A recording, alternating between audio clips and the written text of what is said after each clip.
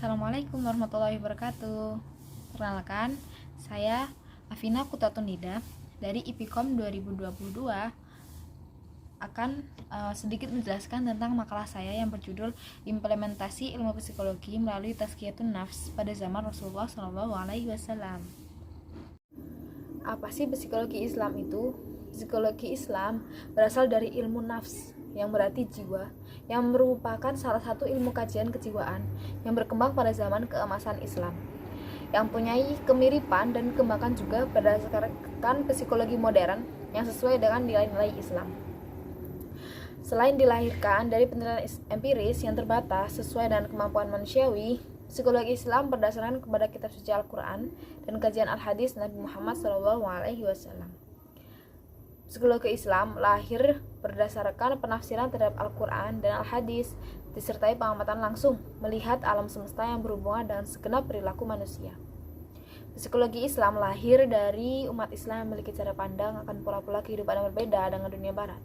Hal ini membuat psikologi Islam memiliki dasar yang berbeda dari ilmu modern lainnya. Dalam pandangan Islam, manusia dan segala makhluk yang ada di alam semesta merupakan ciptaan Allah Subhanahu wa taala. Ia menciptakan alam semesta dan secara berdiri sendiri mengaturnya. Kehidupan manusia memiliki tujuan transendental. Manusia memiliki tugas kekhalifahan di muka bumi dari Allah Subhanahu wa taala.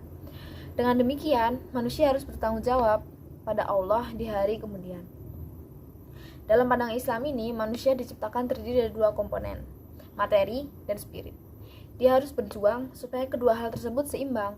Hukum Islam yang mengatur kehidupan manusia telah diformulasikan melalui wahyu, sehingga kedua komponen tersebut dapat berjalan secara harmoni. Kehidupan seorang muslim dan umat Islam secara menyeluruh dipengaruhi oleh cara pandangnya, seperti juga masyarakat barat dipengaruhi oleh cara pandang mereka.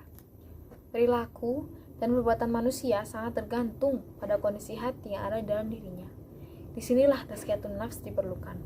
Dengan pentingnya tazkiyatun nafs, kebersihan hati menjadi sesuatu yang penting dan lebih utama dibandingkan kebersihan fisik. Hati yang bersih akan melahirkan tubuh dan perilaku yang bersih dan sehat, tidak sebaliknya. Dengan hati yang bersih pula, hidup manusia akan tenang, damai, dan bahagia. Allah mengutus Rasulullah SAW sebagai rahmatan lil alamin dan suri tauladan bagi kita semua. Manusia adalah makhluk ciptaan Tuhan yang tidak luput dari dosa.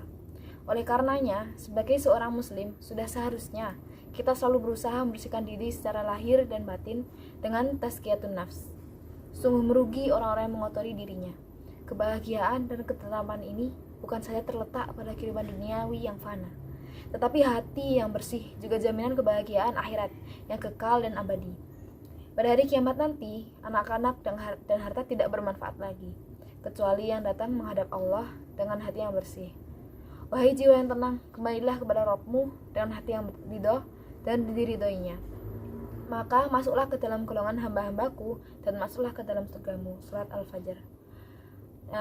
Pendidikan karakter adalah suatu jalan atau upaya yang penting untuk dilakukan dalam sebuah sistem dalam dunia pendidikan kita, dalam rangka mencetak generasi muda penerus bangsa yang telah disebutkan dalam undang-undang, yang tidak hanya cakap serta unggul dalam keilmuannya, melainkan juga memiliki karakter, watak yang sesuai dengan nilai-nilai luhur agama Islam.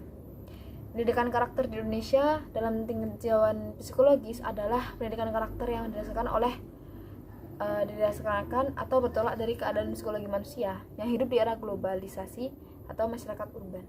Untuk mendukung terlaksananya paradigma baru pendidikan karakter tersebut, perlu dirumuskan kembali visi, misi, tujuan, arah, kurikulum, proses belajar mengajar, kriteria guru, sarana, prasarana, dan berbagai komponen pendidikan karakter lainnya perlu dirumuskan kembali sesuai dengan berbagai tantangan yang terjadi di era globalisasi yang sedang kita alami saat ini.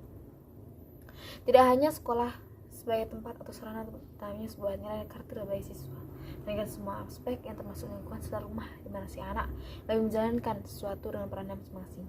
Maka seorang generasi muda yang cerdas dan juga berakhlak mulia tidak mustahil akan terlahir di Indonesia.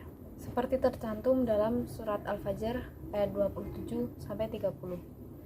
A'udzubillahi minasyaitonirrajim. Bismillahirrahmanirrahim. Ya ayyatuhan nafsul mutmainnah, irji'i ila rabbiki radiyatan mardiyah fadkhuli fi ibadi wadkhuli jannati, yang artinya, hai jiwa yang tenang, kembalilah kepada Tuhanmu dengan hati yang puas lagi diridainya, maka masuklah ke dalam jamaah hamba-hambaku dan masuklah ke dalam surgaku. Demikian penjelasan dari makalah saya. Kurang lebihnya saya mohon maaf. Saya Afina Kutartunida pamit undur diri. Wassalamualaikum warahmatullahi wabarakatuh.